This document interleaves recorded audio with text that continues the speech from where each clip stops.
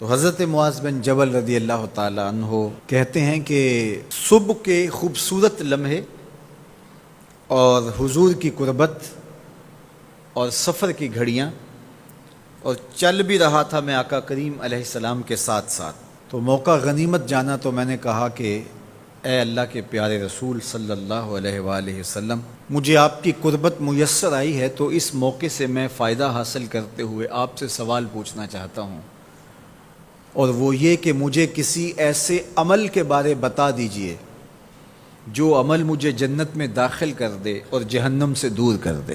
تو حضور علیہ السلام نے اس سوال پر ان کی تحسین فرمایا تو نے بہت بڑا سوال کیا ہے، اس کا جو جواب ہے کہ جنت نصیب ہو اور مجھے جہنم سے نجات ملے تو یہ اتنا آسان کام نہیں ہے، یہ بڑا مشکل کام ہے، لیکن جس پر اللہ آسان کر دے اس کے لیے مشکل نہیں ہے۔ یعنی جنت آسانی سے نہیں ملتی، جہنم سے بچنا بھی اتنا آسان نہیں ہے، بہت سارے گناہوں سے بچنا پڑتا ہے، لیکن اللہ جس کے لیے آسان کر دے اس کو نیکی کی توفیق دے دیتا ہے اور برائی سے اس کو بچا لیتا ہے۔ اگر تو چاہے کہ جنت میں جائے اور جہنم سے نجات ملے تو تمہیں اللہ پر ایمان بھی لانا پڑے گا، اور ایسا ایمان جس میں شرک کی آمیزش تک نہ ہو، اسی کی عبادت تیری زندگی کا مقصود ہو، اور نماز بھی ادا کرنا ہوگی، زکوٰۃ بھی دینا ہوگی، روزے بھی رکھنے پڑیں گے، اور تجھے حج بھی کرنا پڑے گا۔ جنت میں داخلے کے لیے یہ شرائط ہیں کہ تم یہ کام کرو گے۔ پھر ارشاد فرمایا میں تمہیں بھلائی کے دروازے ہی نہ بتا دوں۔ ارشاد فرمایا الصوم جنہ، روزہ ڈھال ہے۔ ڈھال آپ سمجھتے ہیں، اگر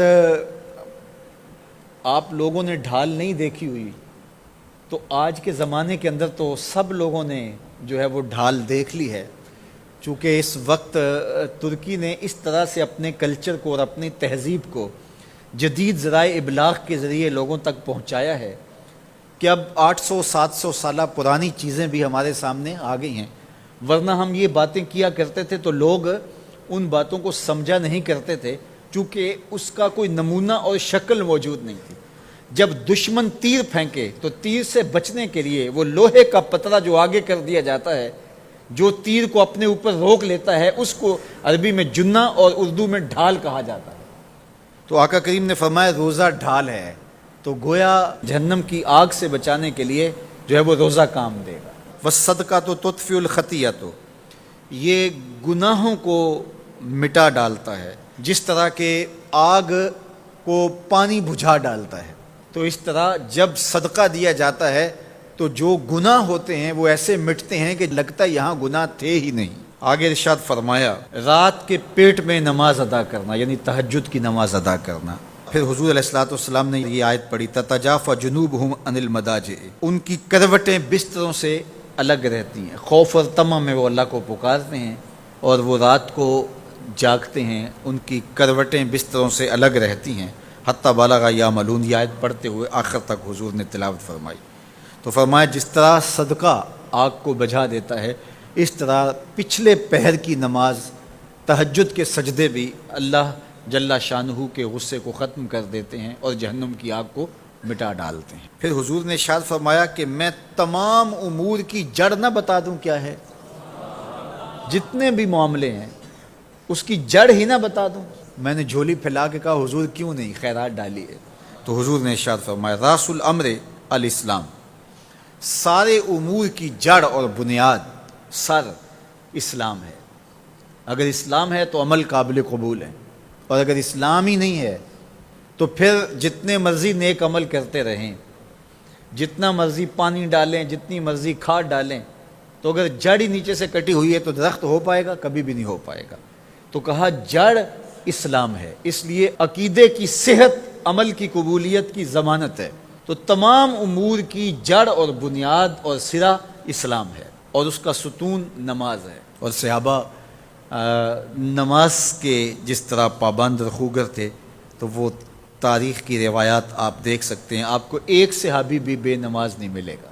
وذروۃ صنامہ الجہاد، اور کوہان کی بلندی، چوٹی اسلام کی، وہ جہاد ہے۔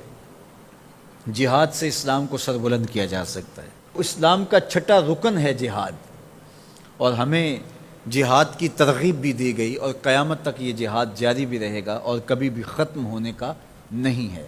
ہاں اس کے اصول و ضوابط ہمیں دیے گئے، جہاد کے نام سے فساد فی الارض نہ کیا جائے، لیکن جہاد کا انکار اسلام کا انکار ہے۔ یہ اسلام کی چوٹی ہے، ذروۃ و سنام کہا گیا، یہ کوہان کی بلندی ہے۔ تو حضور علیہ السلام نے آخر میں فرمایا کہ میں تمہیں سارے معاملات کی جڑ ہی نہ بتا دوں، خلاصہ ہی نہ بیان کر دوں؟